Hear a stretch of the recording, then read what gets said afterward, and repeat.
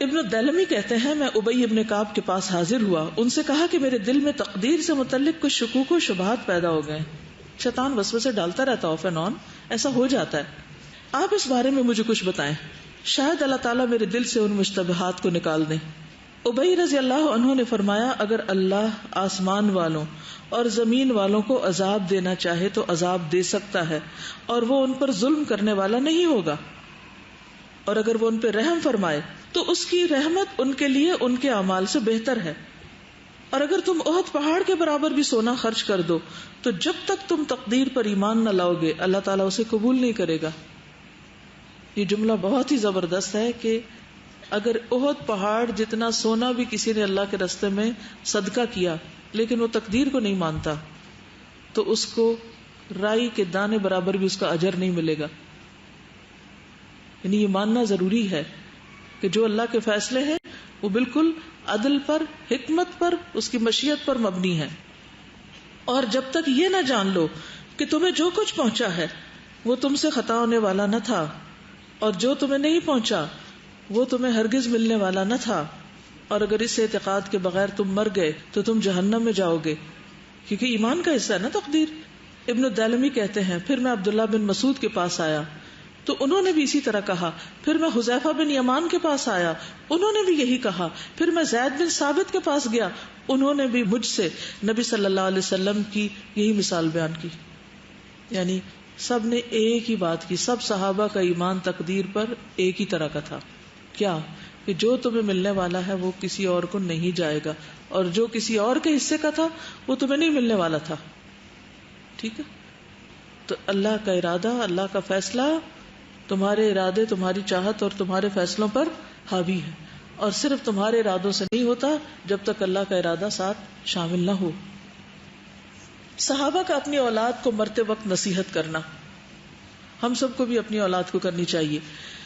ولید بن عبادہ کہتے ہیں کہ میں ایک مرتبہ اپنے والد عبادہ کی خدمت میں حاضر ہوا. وہ اس وقت بیمار تھے اور میں سمجھتا تھا کہ یہ ان کا مرض الوفات ہے، فوت ہو جائیں گے.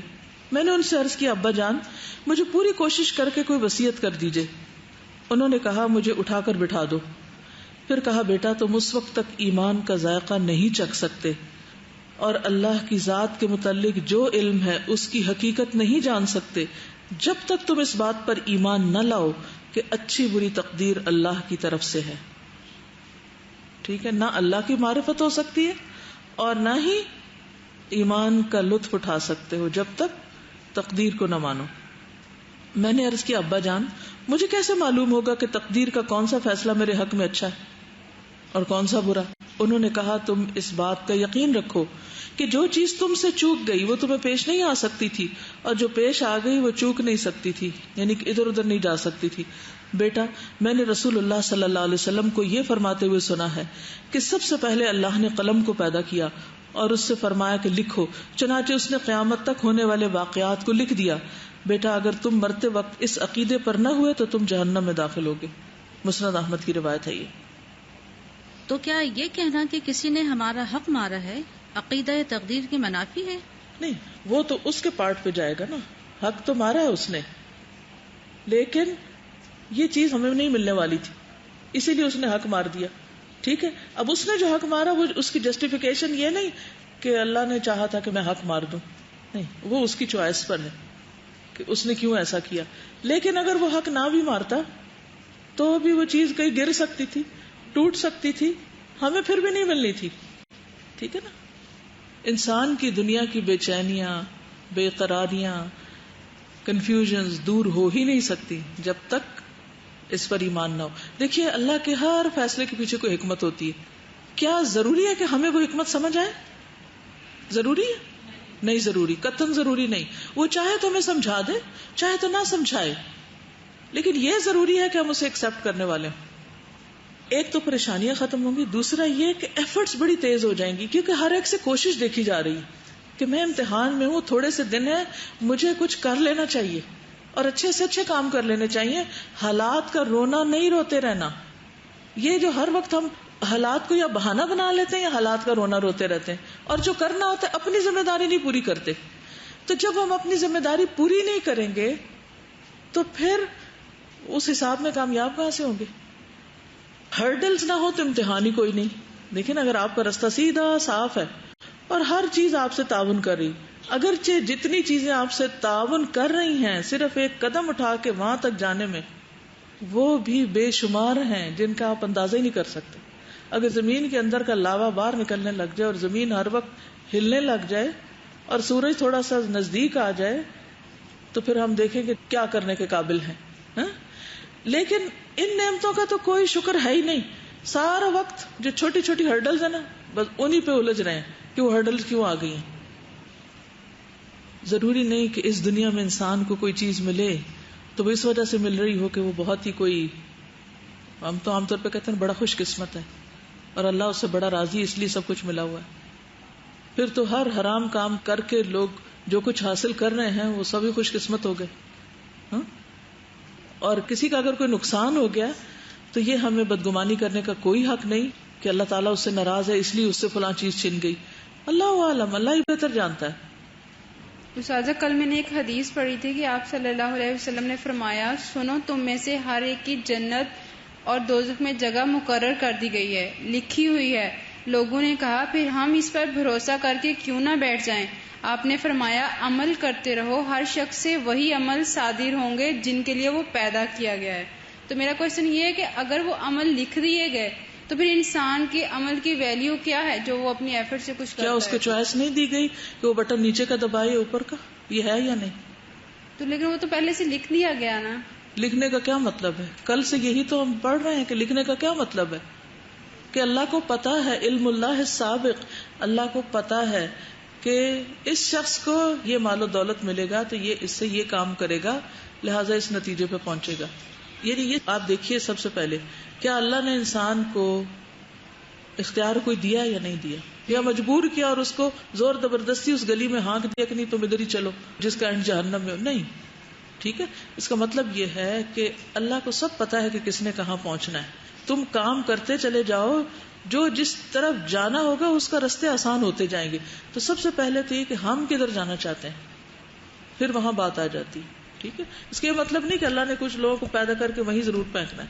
اور اگر یہ خیال آئے بھی، فار ایگزامپل، تو ابھی ہم نے پڑھا نا کہ انہوں نے کیا کہا تھا کہ اگر اللہ تعالیٰ اپنی ساری مخلوق کو بھی جہنم میں پھینک دے تو یہ بھی اس کا ظلم نہیں، وہ ایسا کرنا چاہے تو کر سکتا ہے. کیوں کر سکتا ہے؟ کیوں؟ اس کی اپنی تخلیق ہے. مثلا اگر یہ میرا پین ہے یا یہ ڈھکن، تو میں چاہوں تو اس کو آرام سے رکھوں، میں چاہوں تو اس کو پھینک دوں، میں چاہوں تو اس کو توڑ دوں. آپ مجھ سے تو نہیں پوچھ سکتے کہ آپ ایسا کیوں کر رہے ہیں. لا يسأل عما يفعل وهم يسألون، وہ نہیں پوچھا جا سکتا جو وہ کرتا ہے اور لوگ پوچھے جائیں گے کہ انہوں نے جو وسائل پائے تھے ان کا کیا استعمال کیا. ٹھیک ہے، اگلی حدیث ہے، نبی صلی اللہ علیہ وسلم نے فرمایا جب میرے صحابہ کا تذکرہ ہونے لگے تو خاموش رہنا، جب ستاروں کا ذکر ہونے لگے تو خاموش رہنا، جب تقدیر کے مسئلے کا ذکر ہونے لگے تو خاموش رہنا. اس کا کیا مطلب اس حدیث کا؟ السلسلۃ الصحیحہ کی حدیث ہے. مجھے یہ سمجھ آیا کہ صحابہ کے معاملات میں بحث نہ کی جائے، یعنی ان کے اوپر اپنی رائے زنی نہ کی جائے، کسی کا درجہ بڑھا کسی کا درجہ گھٹایا نہ جائے. اور اس کے علاوہ ان کے جو آپس میں اختلافات ہوئے، جی بالکل، اس پر بھی کسی کو انگلی اٹھانے کا حق نہیں، یعنی انہی کی وجہ سے ان کے بارے میں کوئی بات نہ کی جائے. اسی طرح ستاروں کے حوالے سے کہ فلاں کا ستارہ یہ کہہ رہا ہے اور فلاں کی وجہ سے خوش قسمتی، یعنی یا بارش ستارے کی وجہ سے ہوئی، بالکل خوش قسمتی بدقسمتی کا اس سے نہ. اور اسی طرح تقدیر کے معاملات میں بحث نہ کی جائے کہ بہت سے معاملات ایسے جو ہمیں سمجھ میں نہیں آ سکتے، کیونکہ یہ اللہ کا راز ہے، یہ اللہ کا راز ہے، تو بحث نہیں کر سکتے. جیسے بتایا گیا ہے ویسے ہی لینا ہے، اور ہمیں کہنا ہے کہ ہم اس پر ایمان لائے، ہم اچھی بری تقدیر پر ایمان لائے. ہم نے ابھی کہہ دیا نا، اچھی بری تقدیر، اگر اچھی چیز مل گئی، اچھا انجام تو بھی، اور اگر برا ہے تو بھی ایمان لائے. ابھی ہمارے پاس چوائس ہے، ہم کوشش کر سکتے ہیں، ہم اللہ کے آگے رو سکتے ہیں، ہم دعائیں کر سکتے ہیں. کیا اس کا وعدہ نہیں کہ میں دعائیں سنوں گا؟ اجیب دعوت الداعی. اسی لیے حضرت عمر کہا کرتے تھے اللہ اگر تو نے ہمیں بدبختوں میں لکھا ہے تو تو ہمیں نیک بختوں میں لکھ دے. یعنی تو نے اگر ہمیں جہنم کے لیے پیدا کیا تو ہمیں جنت کی طرف لے جا. یہ تو کر سکتے ہیں نا دعا، یہ مانگ سکتے ہیں نا. تو اصل کوشش کس چیز کی ہونی چاہیے؟ اس نیت درست کرنے کی، عمل درست کرنے کی، اور خوب خوب دعائیں کرنے کی، اور اللہ کو راضی کرنے کے لیے دوڑ لگانی چاہیے، باقی سب چیزیں پیچھے. تقدیر کا ذکر آتے ہی انبیاء کا خاموش ہو جانا. صحیح بخاری کی روایت ہے، نبی صلی اللہ علیہ وسلم نے ارشاد فرمایا، آدم اور موسیٰ نے مباحثہ کیا. موسیٰ علیہ السلام نے آدم علیہ السلام سے کہا، اے آدم، آپ ہمارے باپ ہیں، مگر آپ نے ہمیں ناکام کر دیا اور جنت سے نکلوا دیا. آدم علیہ السلام نے موسیٰ سے کہا، موسیٰ، آپ کو اللہ تعالیٰ نے ہم کلامی کے لیے چنا اور آپ کے لیے اپنے ہاتھ سے تورات لکھی. کیا آپ مجھے ایسے کام پر ملامت کرتے ہیں جو اللہ تعالیٰ نے مجھے پیدا کرنے سے 40 سال پہلے میری تقدیر میں لکھ دیا تھا؟ آخر کار آدم علیہ السلام بحث میں موسیٰ علیہ السلام پہ غالب آئے. 3 مرتبہ نبی صلی اللہ علیہ وسلم نے یہ جملہ دہرایا، یعنی پھر موسیٰ علیہ السلام نے آگے خاموشی اختیار کر لی، کچھ نہیں کہا. یعنی کہ آدم علیہ السلام کا کہنا کیا تھا کہ مجھے بلیم نہ کرو، جیسے انہوں نے بات کی نا کہ ہر وقت ہم دوسروں کو بلیم ہی کرتے رہتے کہ اس کی وجہ سے یہ ہو گیا، اس کی وجہ سے یہ ہو گیا. اللہ تعالیٰ نے لکھا ہوا تھا کہ جب آدم کو یہ چوائس دی جائے گی تو آدم اس کو اس طرح استعمال کریں گے. اللہ کو پہلے سے ہی پتا تھا. کیا اللہ نے آدم علیہ السلام کو مجبور کیا تھا کہ تم جا کے اس درخت کا پھل کھانا؟ ایسا بھی نہیں تھا، لیکن اللہ کو یہ پتا تھا. اب آدم علیہ السلام جس طرح بھی اس کو انٹرپریٹ کر رہے ہیں، موسیٰ علیہ السلام آگے سے خاموش ہیں. پھر یہ یاد رکھنا چاہیے کہ اللہ کے فیصلوں میں انسان کی بھلائی ہے.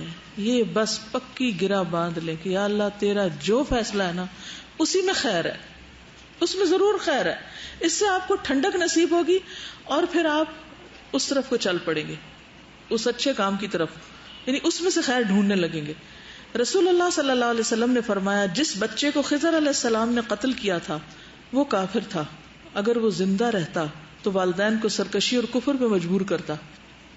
یعنی اللہ کو پتا تھا اس نے بڑے ہو کے کیا کرنا ہے، تو اس لیے وہ بچپن میں ہی لے لیا گیا. اب اگر کسی کے بچے ہوتے ہی نہیں تو اللہ کو پتا ہے، اللہ کو پتا تھا کہ یہ شخص بچوں کی ذمہ داری اٹھانے کے لائق نہیں، اس کو نہ ہی دی جائے یہ ذمہ داری، ورنہ یہ اس کے لیے وبال بن جائیں گے. اور اللہ کو یہ بھی پتا کہ اس بندے کو اگر میں نے سارے ہی بچے بہت آؤٹ اسٹینڈنگ دے دیے تو یہ بندہ آپے سے باہر ہو جائے گا، اس لیے اس کی بھلائی ہے اس میں کہ اس کو اس میں مشکل دے دی جائے.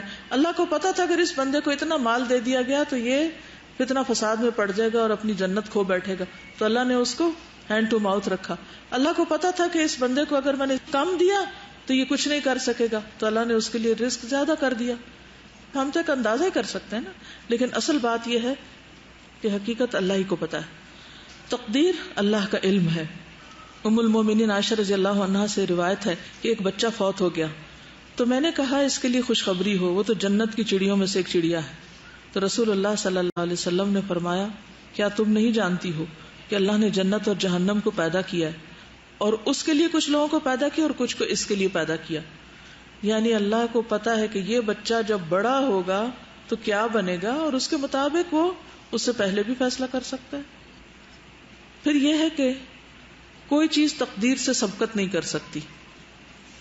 نبی صلی اللہ علیہ وسلم نے فرمایا، اگر تقدیر سے کوئی چیز سبقت لے سکتی تو وہ نظر ہے. رسول اللہ صلی اللہ علیہ وسلم نے فرمایا، نظر نہ مانو کیونکہ اس سے کوئی تقدیر نہیں ٹل سکتی، البتہ اس کے ذریعے بخیل سے مال نکلوا دیا جاتا ہے. ایک نظر ہے دیکھنے والا، نظر لگانا، وہ بات ہو رہی تھی پہلے. اب ہے نظر ماننا، یوفون بالنذر. لیکن دعا کے بارے میں کیا فرمایا؟ دعا سے تقدیر بدل جاتی مگر نظر سے نہیں بدلتی. تو نظریں ماننے کی بجائے، منتیں ماننے کی بجائے کیا کرنا چاہیے؟ دعائیں شروع کر دینی چاہیے. نظر نیاز، یس، وہ تقدیر سے آگے نہیں بڑھ سکتی، یعنی کہ اس سے تقدیر نہیں بدلتی. ہونا وہی ہے جو اللہ کو منظور ہے. ہاں صدقہ دو تو صدقہ بلاؤں کو ٹال سکتا ہے، بجائے اس کے کہ آپ شرط لگاؤ اللہ تعالیٰ آپ یہ کام کریں گے تو پھر میں یہ دوں گا صدقے میں، بہتر ہے پہلے ہی دے دو. طاؤس کہتے کہ میں نے رسول اللہ صلی اللہ علیہ وسلم کے متعدد صحابہ سے ملاقات کی. وہ کہتے ہیں ہر چیز تقدیر سے وابستہ ہے، اور یہ حقیقت ہر چیز میں ایک پلاننگ ہے اللہ تعالیٰ کی. پھر اسی طرح سب کا رزق مقرر ہے. آپ نے فرمایا رزق حاصل ہونے میں تاخیر کی وجہ سے مایوس نہ ہو، کیونکہ مرتے دم تک بندہ کے نصیب میں جو رزق ہے وہ اس تک پہنچ کر رہے گا. اس لیے میانہ روی کے ساتھ رزق کی تلاش میں رہو، حلال روزی حاصل کرو اور حرام چھوڑ دو. یعنی جو تمہیں ملنا ہے وہ مل کے رہے گا، لیکن طریقے درست کرو اپنے. رسول اللہ صلی اللہ علیہ وسلم نے فرمایا رزق بندے کو اس طرح پا لیتا ہے جیسے موت اسے پا لیتی. جسے موت پہنچ جاتی ہے نا، بندہ کہیں بھی ہو تو رزق بھی اس کا پہنچ جاتا ہے. پھر فرمایا بیماری بھی تقدیر سے ہے. پھر اسی طرح رسول اللہ صلی اللہ علیہ وسلم نے فرمایا یقیناً اللہ تعالیٰ نے تمہارے درمیان اخلاق کو اسی طرح تقسیم کیا ہے جس طرح رزق تقسیم کیا ہے، اور اللہ تعالیٰ جسے پسند کرتا ہے اسے بھی دنیا دیتا ہے اور جسے ناپسند کرتا ہے اسے بھی دیتا ہے. قارون کو بھی ملی تھی، فرعون کو بھی ملی، لیکن ایمان صرف اسے دیتا ہے جس کو وہ پسند کرتا ہے. ایمان اس کو دیتا ہے جس کو وہ پسند کرتا ہے. اور یہ اسی میں آتا ہے نا وَمَن يُرِدِ اللَّهُ بِهِ خَيْرًا يُفَقِّهُ فِي الدِّينِ.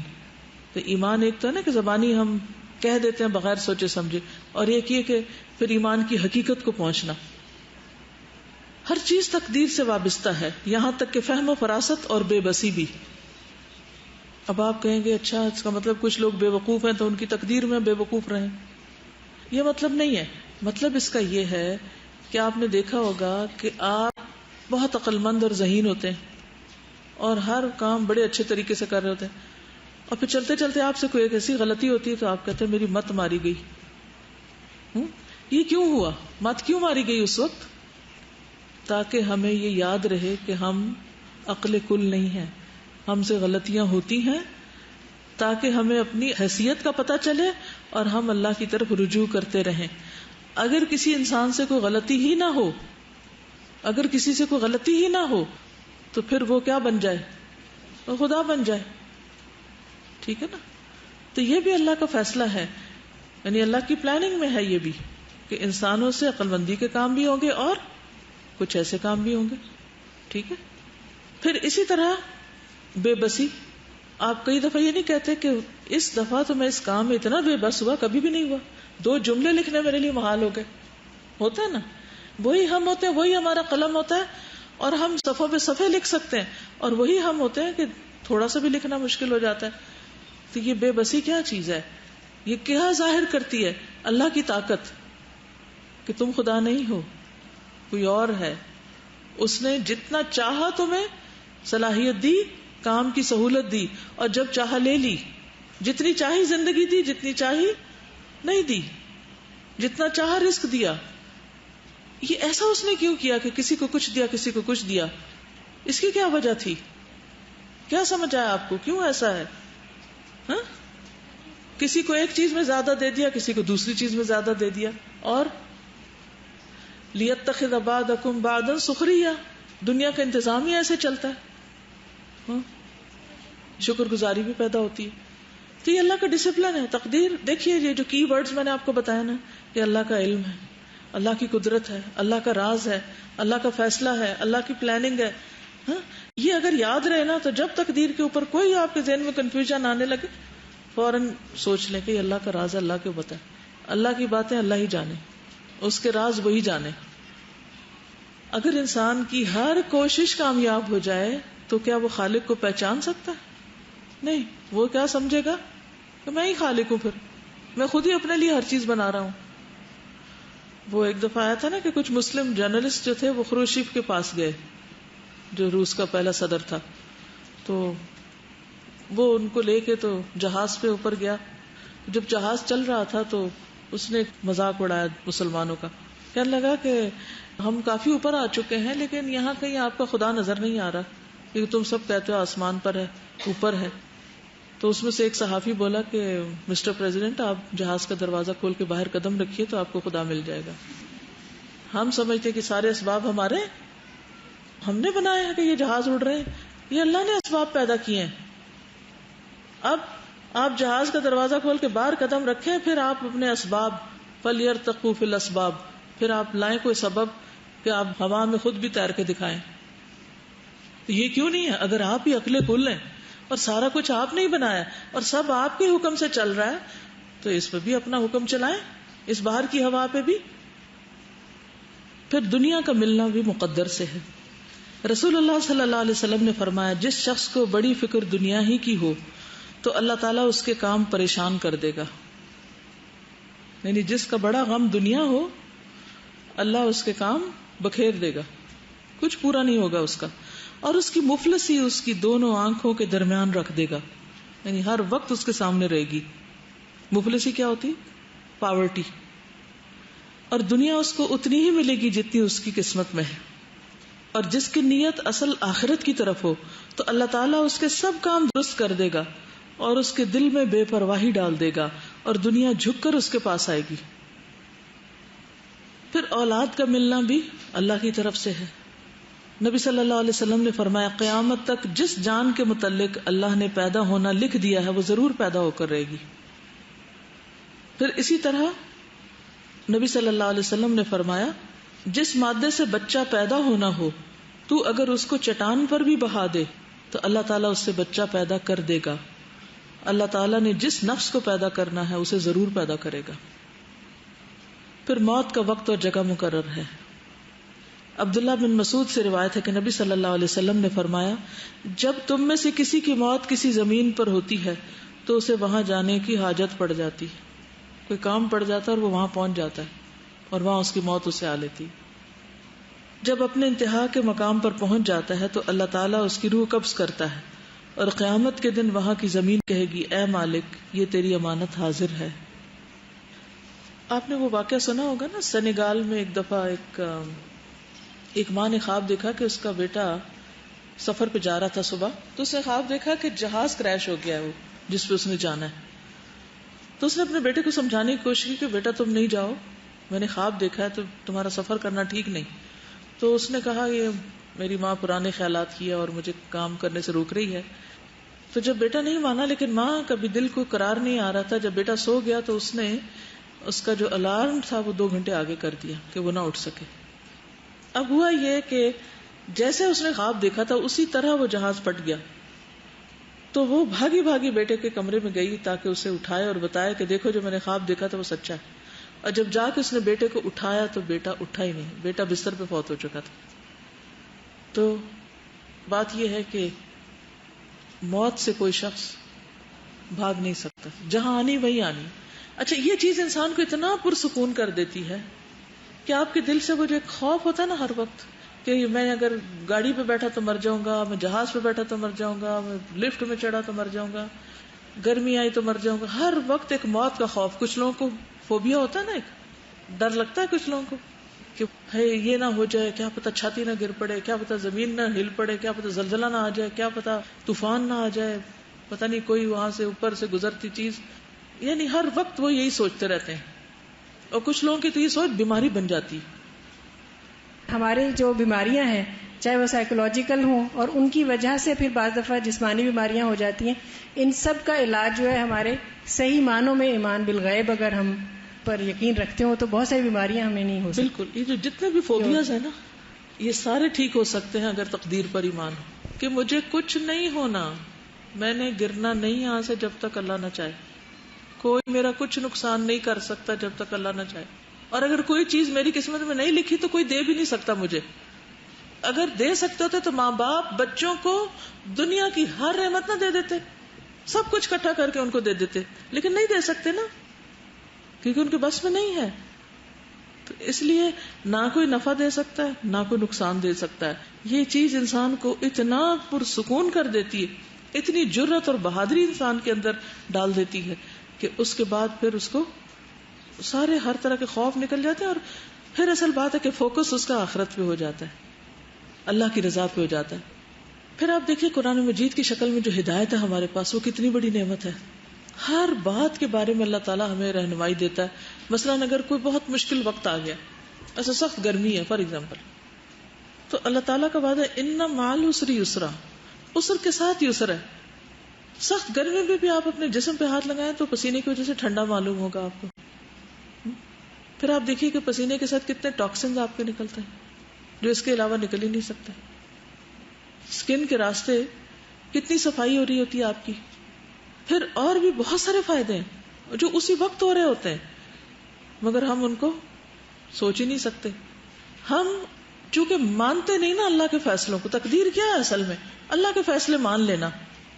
کہ کوشش کے باوجود ایک چیز نہیں ہوئی تو یہ اللہ کا فیصلہ ہے، میں نے مان لیا، تو اللہ تعالیٰ اس کے دل کو ٹھنڈا کر دیتا ہے، پرسکون کر دیتا ہے، اور اس سکون کے ساتھ انسان مزید پروڈکٹیو کام کر سکتا ہے، اس پہ فوکس کرتا ہے جس کے لیے اللہ نے اس کو بنایا، اور وہ کیا ہے؟ وما خلقت الجن والانس الا لیعبدون، اللہ کی اطاعت کے کاموں میں لگ جاتا ہے جھگڑنے کی بجائے۔ پھر اسی طرح پرندوں کا اڑنا بھی تقدیر سے ہے۔ رسول اللہ صلی اللہ علیہ وسلم نے فرمایا پرندہ اپنی تقدیر کے مطابق اڑتا ہے۔ اب یہ جو پرندوں کی مائگریشن ہوتی ہے، ہزاروں میل کا سفر طے کرتے ہیں، یہ کس نے پلان کیا ان کے لیے؟ کس نے ان کو راستہ بتایا کہ کدھر جانا ہے، گرمیاں کہاں گزارنی ہے، سردیاں کہاں گزارنی؟ پھر تقدیر پر ایمان نہ لانے پر شدید وعید ہے۔ نبی صلی اللہ علیہ وسلم نے فرمایا 3 لوگوں سے اللہ تعالیٰ نہ کوئی فرض قبول کرے گا نہ نفل، کوئی فرض قبول نہیں، کوئی نفل قبول نہیں۔ نمبر 1 نافرمان، نمبر 2 احسان جتانے والا، نمبر 3 تقدیر کو جھٹلانے والا۔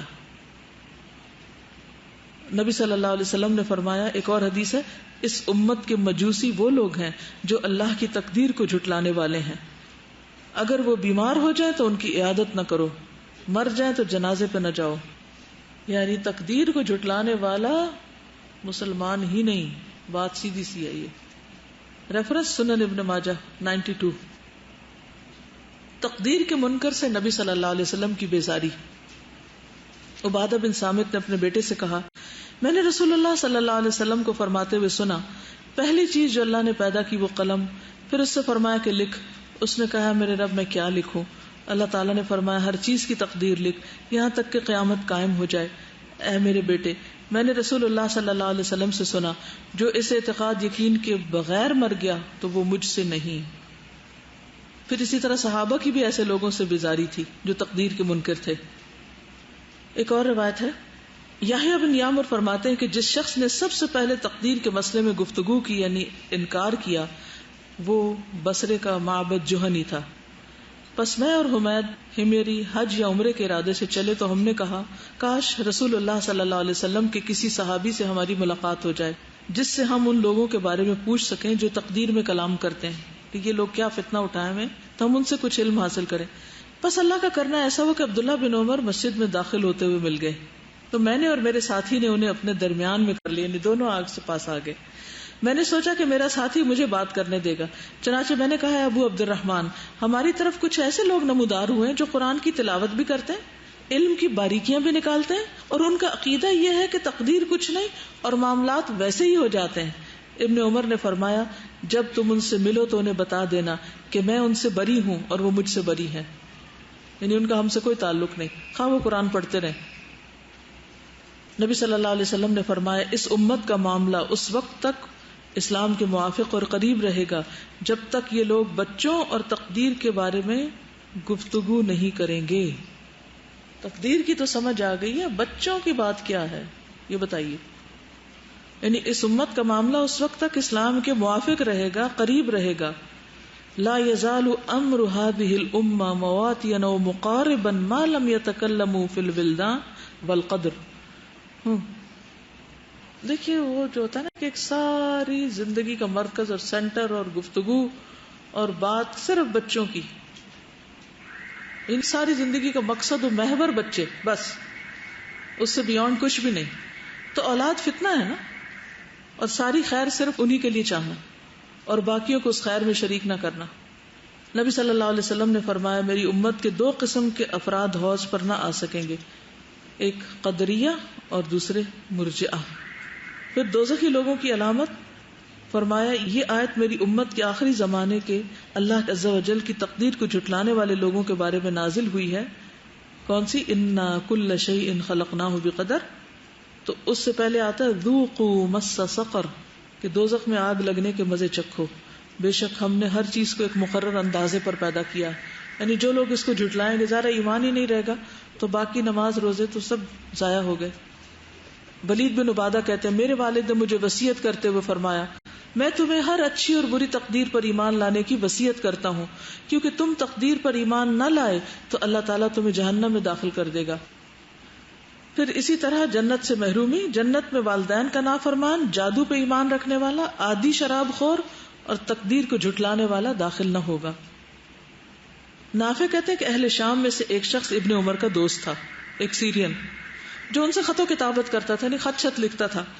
ایک مرتبہ عبداللہ بن عمر نے اسے خط لکھا اور کہا مجھے یہ بات معلوم ہوئی ہے کہ تم تقدیر کے بارے اپنی زبان کھولتے ہو، آئندہ مجھے خط مت لکھنا، کیونکہ میں نے رسول اللہ صلی اللہ علیہ وسلم کو یہ فرماتے ہوئے سنا ہے کہ میری امت میں کچھ لوگ ایسے بھی ہوں گے جو تقدیر کی تکذیب کریں گے، تقدیر کو جھٹلا دیں گے.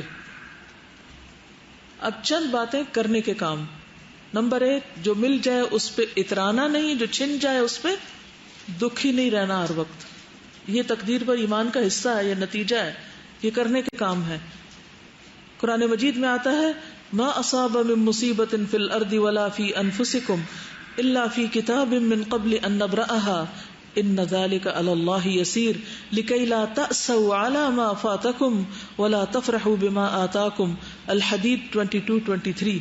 کوئی بھی مصیبت جو زمین میں آتی ہے یا خود تمہارے نفسوں کو پہنچتی ہے وہ پیدا کرنے سے پہلے ہی ایک کتاب میں لکھی ہوئی ہے، اور یہ بات بلا شبہ اللہ کے لیے آسان کام ہے. یہ اس لیے ہے کہ جو کچھ تمہیں نہ مل سکے اس پر تم غم نہ کیا کرو، اور جو کچھ اللہ تمہیں دے دے اس پر اترایا نہ کرو. ٹھیک ہے. دوسری بات، تقدیر کے فیصلوں پر اللہ کو الزام نہیں دینا کہ اللہ تو نے میرے ساتھ یہ کیوں کر دیا. یاد رہے گی یہ باتیں، یہ اپنے دل پر لکھ لیں، کیونکہ یہ اس تقدیر پر ایمان کا حصہ ہے. کچھ بھی زندگی میں ہو جائے اللہ کو الزام نہیں دینا کہ میرے ساتھ یہ کیوں ہو گیا. تقدیر کے فیصلوں پر اللہ تعالیٰ کو الزام نہیں دینا. عبادہ بن صامت سے روایت ہے کہ ایک آدمی نبی صلی اللہ علیہ وسلم کے پاس آیا اور کہا اے اللہ کے رسول صلی اللہ علیہ وسلم، کون سا عمل افضل ہے؟ آپ نے فرمایا اللہ پر ایمان لانا، اس کی تصدیق کرنا، اس کے راستے میں جہاد کرنا. اس نے کہا اللہ کے رسول میں اس سے آسان عمل چاہتا ہوں، یہ تو بڑے مشکل کام ہے. آپ نے فرمایا عفو درگزر کرنا، صبر کرنا. اس نے کہا اللہ کے رسول صلی اللہ علیہ وسلم میرا ارادہ تو اس سے بھی آسان عمل کا ہے. آپ نے فرمایا لا تتہم اللہ تبارک و تعالی فی شیء قضا لک بہ، اللہ تعالیٰ تمہارے بارے میں جو فیصلہ کر دے اس پر اللہ تبارک و تعالیٰ کو الزام نہ دینا. ٹھیک، یعنی اللہ کے کسی بھی فیصلے کو الزام نہ دینا. ٹھیک ہے. اور یہ مسند احمد کی روایت ہے. نقصان پر دوسروں کو ملامت نہ کرنا. اب بعض اوقات یہ ہوتا ہے نا کہ کسی سے کوئی چیز ٹوٹ جاتی تو آپ اس کے پیچھے پڑ جاتے ہیں کہ یہ ہوا کیوں. بھئی اس چیز کی بھی موت لکھی ہوئی تھی یہاں اور ایسا سبب بن گیا کہ اس نے ہو گیا. اللہ یہ کہ کوئی جان بوجھ کے کوئی کسی کا نقصان کرتا ہے تو اس سے تو ہر جانا بھرا جائے گا، لیکن اس سے بھی خطا ہو گیا کچھ تو اس پر بلیم نہیں. پھر مومن کا اللہ کے فیصلوں پہ راضی ہونا. بندہ مومن کے متعلق اللہ کی تقدیر اور فیصلے پر مجھے تعجب ہوتا ہے، یہ نبی صلی اللہ علیہ وسلم فرمایا کہ اگر اسے کوئی بھلائی حاصل ہوتی ہے تو وہ اپنے رب کا شکر ادا کرتا ہے، اگر کوئی مصیبت پہنچتی ہے تو وہ اس پر بھی الحمدللہ کہتا ہے اور صبر کرتا ہے. ابو ہریرہ کہتے ہیں کہ رسول اللہ صلی اللہ علیہ وسلم نے فرمایا کون آدمی ہے جو مجھ سے 5 باتیں حاصل کرے اور ان پر عمل کرے، یا کم از کم کسی شخص کو بتا دے جو ان پر عمل کرے. میں نے عرض کیا اللہ کے رسول صلی اللہ علیہ وسلم میں کروں گا. نبی صلی اللہ علیہ وسلم نے میرا ہاتھ پکڑا اور انہیں شمار کرنے لگے. ان میں سے ایک یہ ہے کہ اللہ کی تقسیم پر راضی ہو جا، سب سے بڑے غنی بن جاؤ گے. یعنی اللہ نے جو تمہیں دیا ہے اور جو کسی اور کو ملا اس پہ راضی ہو جاؤ. اس پہ گلا شکوہ نہ کرو کہ اس کو یہ کیوں مل گیا اور مجھے کیوں نہیں ملا. رسول اللہ صلی اللہ علیہ وسلم نے فرمایا جس نے اسلام قبول کیا اسے بقدر کفایت رزق عطا کیا گیا اور اللہ نے اسے اپنے عطا کردہ مال پر قناعت عطا کر دی تو وہی شخص کامیاب ہوا. نبی صلی اللہ علیہ وسلم نے فرمایا زیادہ ثواب بڑی آزمائش کے ساتھ ہے. بے شک اللہ تعالیٰ جب کسی قوم سے محبت کرتا ہے تو انہیں آزمائش میں مبتلا کر دیتا ہے، پس جو راضی ہو جائے اس کے لیے رضا ہے، جو ناراض ہو اس کے لیے ناراضگی ہے. پھر یہ کہ اپنے اعمال کا جائزہ لینا چاہیے اور اپنے اچھے عمل کی فکر کرنی چاہیے.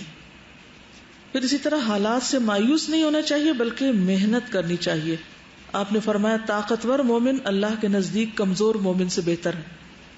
اور ہر بھلائی میں ایسی چیز کی حرص کرو جو تمہارے لیے نفع مند ہو اور اللہ سے مدد طلب کرتے رہو. عاجز مت بنو، یہ مت کہو میری قسمت میں ہو تو ہو جائے گا، نہیں، محنت کرتے رہو. احرص علی ما ینفعک. اور اگر تم پر کوئی مصیبت واقع ہو جائے تو یہ نہ کہو کاش میں ایسا ایسا کر لیتا، کیونکہ کاش کا لفظ شیطان کا دروازہ کھولتا ہے. بلکہ کیا کہنا چاہیے کہ اللہ کی قدر اللہ. پھر دعا کرنا بھی تقدیر میں سے ہے. رسول اللہ صلی اللہ علیہ وسلم نے فرمایا قضا کو صرف دعا ہی بدل سکتی ہے اور نیکی کے علاوہ کوئی چیز عمر کو نہیں بڑھا سکتی. اگر چاہتے ہو کہ لمبی زندگی ملے تو خوب نیکیاں کرو. پھر دعائیں بھی ہیں. اللہم انی اسألک الرضا بعد القضاء، اے اللہ میں تجھ سے قضا یعنی فیصلوں کے بعد ان پر رضامندی کا سوال کرتا ہوں. کیونکہ بعض اوقات آپ کے سامنے کوئی معاملہ آتا ہے، آپ استخارہ بھی کرتے ہیں. مثلا بچی کی شادی ہے، استخارہ کیا، اچھا محسوس ہوا، آپ نے شادی کر دی، اس کے بعد جس سے شادی کی وہ فوت ہو گیا، تو اب آپ کیا کہیں گے؟ کیا کہیں گے کہ کیا فائدہ استخارہ کرنے کا؟ اگر اللہ نے کسی کو لے لیا، کسی کی زندگی لے لی اور کسی کو اس امتحان میں ڈال دیا تو اس میں بھی ضرور کوئی خیر ہوگی، اس میں بھی بھلائی ہوگی. تو اصل چیز کیا ہے؟ اللہم انی اسألک الرضا بعد القضاء. اور ایک اور دعا ہے نا، وبارک لی فیما اعطیت وقنی شر ما قضیت فانک تقضی ولا یقضى علیک انہ لا یذل من والیت ولا یعز من عادیت تبارکت ربنا وتعالیت نستغفرک ونتوب الیک. یہ ہر روز ہم وتر کی نماز میں پڑھتے ہیں. تو یہ بھی ایک دعا ہے، کس کے لیے؟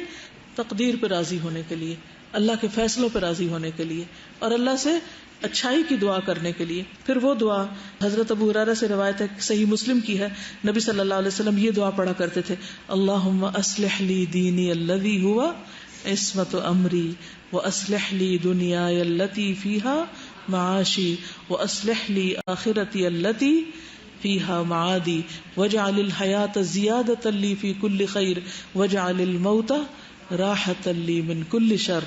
اے اللہ میرے دین کو درست فرما جو میرے معاملات کا محافظ ہے، میری دنیا کو درست فرما جس میں میرا رزق ہے، میری آخرت کو درست فرما جس میں میرا لوٹنا ہے، میری زندگی کو ہر بھلائی میں میرے لیے زیادتی کا باعث بنا دے اور موت کو میرے لیے ہر شر سے راحت کا ذریعہ بنا دے. وآخر دعوانا ان الحمد للہ رب العالمین. سبحانک اللہم وبحمدک نشہد ان لا الہ الا انت نستغفرک ونتوب الیک. السلام علیکم ورحمۃ اللہ وبرکاتہ.